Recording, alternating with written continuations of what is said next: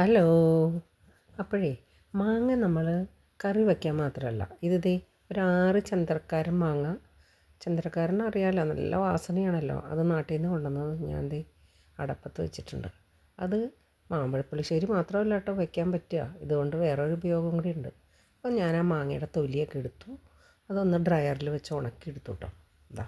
ഉണക്കി വെച്ചേക്കുവാണ്. ഇനി അതിൻ്റെ 4 ഭാഗമായിട്ടാണ് ഞാനത് കട്ട് ചെയ്ത് തന്നെ വച്ചത്. അങ്ങനെ തന്നെ ഒലിച്ചിട്ടാണ് എടുത്തത്. അത് ഞാനൊന്ന് 5ആക്കി അതിൻ്റെ ഒന്ന് ഫ്ലവറിൻ്റെ ഷേപ്പിലാക്കിയിട്ട് നല്ല ഉണങ്ങിയതാണ് കട്ട് ചെയ്തെടുത്തു കേട്ടോ. ഫ്ലവറിൻ്റെ ഷേപ്പിൽ കട്ട് ചെയ്തു. അത് ഞാൻ നന്നായി കട്ട് ചെയ്തതിന് ശേഷം അത് അതിനൊരു മിഡിൽ ബഡ് ഉണ്ടാക്കാൻ ഒരു കഷ്ണം അവിടെ കട്ട് ചെയ്ത് മാറ്റി വെച്ചു. എന്നിട്ട് ഈ പീസുകൾ ഞാനിതാ നമ്മൾ ബീഡ്സൊക്കെ ഒട്ടിക്കുന്ന ഒരു ഗമ്മാണ്, അത് വെച്ചിട്ട് ആ പൂവിൻ്റെ നല്ല പെറ്റലെല്ലാം ഒരു താമര പോലെ അതിനേക്കാൾ ഭംഗിയുള്ളൊരു പൂവായിട്ട് അത് ഒട്ടിച്ച് വെച്ചു കേട്ടോ. അതിന് ശേഷം അതിൻ്റെ മിഡിൽ ബഡ് ഉണ്ടാക്കണമല്ലോ. അപ്പോൾ അതിന് വേണ്ടിയിട്ട് ഞാൻ ഒരു ചെറിയ ആ ഭാഗം എടുത്ത് ഇങ്ങനെ ചുരുട്ടി, നമ്മൾ റോസയ്ക്കൊക്കെ ചുരുട്ടുന്ന പോലെ ചുരുട്ടി വെച്ചിട്ട് ഒന്ന് കെട്ടി വെച്ചിട്ടുണ്ട്. ഞാൻ പുറത്തിറങ്ങിയിട്ട് ഒരു ചെടിയുടെ കമ്പ് ഒടിച്ചെടുത്തു.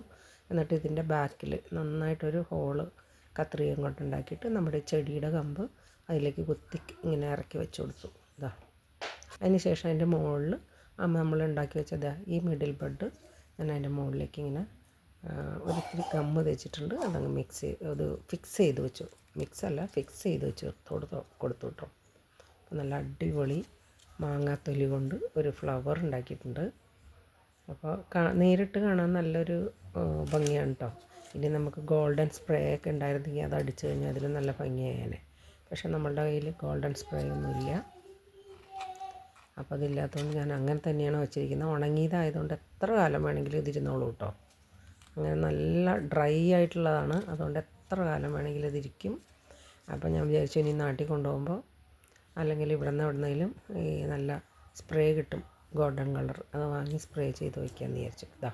മിഡിൽ ബഡ് കൂടെ ഫിക്സ് ചെയ്തപ്പോൾ അടിപൊളി നല്ല നാച്ചുറാലിറ്റി ഉള്ളൊരു ഫ്ലവറായിട്ട് തോന്നും കേട്ടോ. കണ്ടു കഴിഞ്ഞാൽ നല്ല ഭംഗിയുണ്ട് കാണാൻ. നേരിട്ട് കളറില്ല എന്ന് മാത്രമേ ഉള്ളൂ, പക്ഷേ കളറില്ലെങ്കിൽ നല്ല ഭംഗിയുണ്ട് കാണാനായിട്ട്.